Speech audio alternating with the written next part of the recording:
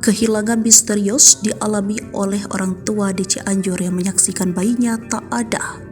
Padahal bayi laki-laki berusia 12 hari itu berada dalam gendongan orang tuanya. Keberadaan bayi bernama M. Dafa Al-Faiz yang hilang ini lantas masih menimbulkan kemisteriusan. M. Dafa Al-Faiz, bayi laki-laki berusia 12 hari di Kabupaten Cianjur, Jawa Barat, hilang saat tidur di samping orang tuanya pada Minggu 12 November 2023 dini hari. Peristiwa itu menimpa pasangan suami istri, Cep Gandah 28 tahun dan Alika 17 tahun di rumah mereka di Kampung Belembeng, RT 1 RW 7 Desa Bayak, Kecamatan Cibeber, Cianjur.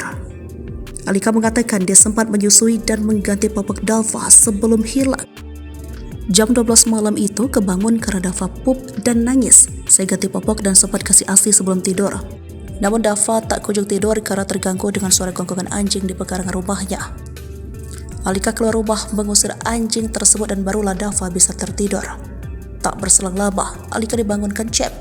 Cep menanyakan keberadaan Dafa yang sudah tidak ada di sampingnya.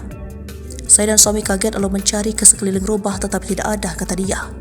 Kejadian bayi hilang misterius di Cianjur itu kemudian membuat heboh warga sekitar. Sampai saat ini Dafa tak kunjung ditemukan. Alika dan suaminya kemudian melaporkan kejadian itu ke Polsek Cibeber.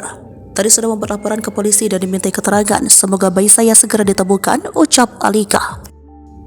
Kepala Unit Reserse dan Kriminal Polsek Cibeber Inspektur 1 Ibtu Ade Kamal Yusuf mengatakan pihaknya telah menerima laporan dari orang tua bayi yang hilang. Polisi masih menyelidiki kasus tersebut.